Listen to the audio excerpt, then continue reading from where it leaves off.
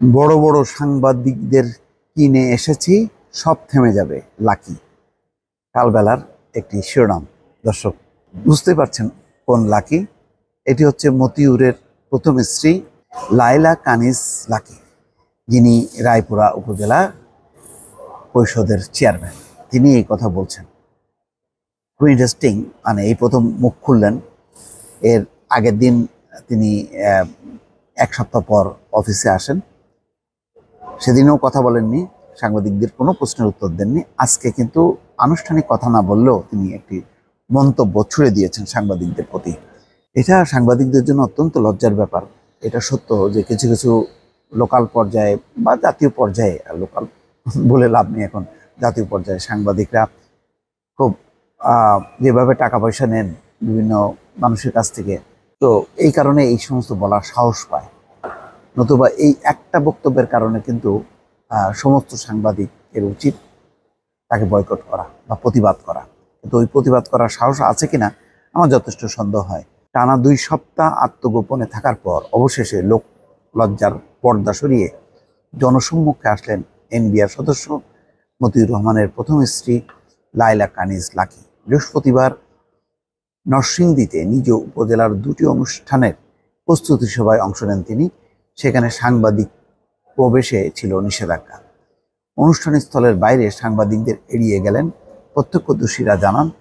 গাড়িতে ওঠার সময় দাম্ভিকতার সুরে লাকি বলেন, বড় বড় সাংবাদিকদের ম্যানেজ করেই এখানে এসেছি। পাছে লোকে কত কিছুই বলে, তাতে কিছু আসে যায় না এই চেয়ারম্যান লাকির।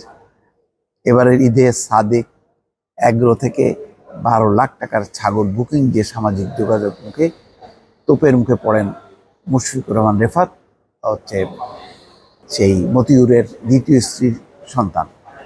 আয়ের উৎস অনুসন্ধান করতে গিয়ে বেড়ে আসে থলের বিড়াল, খুলে যায় এক সাধারণ এনবিআর কর্মকর্তার অসাধারণ দুর্নীতির মুখোশ।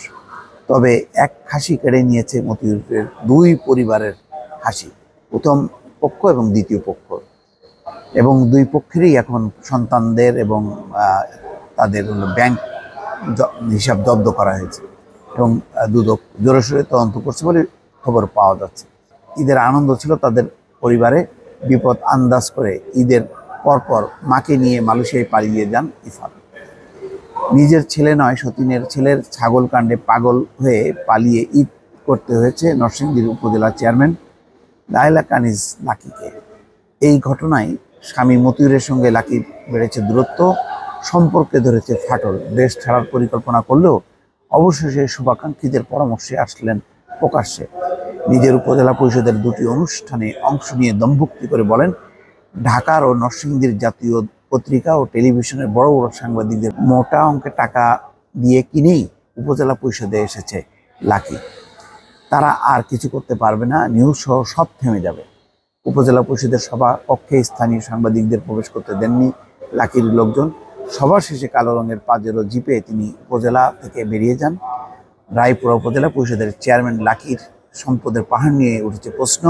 সরকারি কলেজের একজন অবসরপ্রাপ্ত শিক্ষক হয়ে কিভাবে এত সম্পদের মালিক হলেন? যাই হোক, স্থানীয় এমপি ওই রাজুর আশকারা বা প্রশ্রয়ে তিনি অল্প সময়ের মধ্যে জেলা আওয়ামী লীগের গুরুত্বপূর্ণ পদ এবং বিনা প্রতিদ্বন্দ্বিতায় রায়পুরায় উপজেলা পরিষদের চেয়ারম্যান হয়েছেন। ফলে তার একটা দাপট দম্ভ থাকবে। এখন এই দাপট দম্ভের বিপরীতে আইনগতভাবে মানে তাদের সম্পদ যে অবৈধ, এটা প্রমাণ করা যথেষ্ট চ্যালেঞ্জের ব্যাপার। সেই কাজটি কতটুকু করতে পারবে সেটি এখন দেখার অপেক্ষা। দর্শক ভালো থাকবেন। আল্লাহ হাফেজ।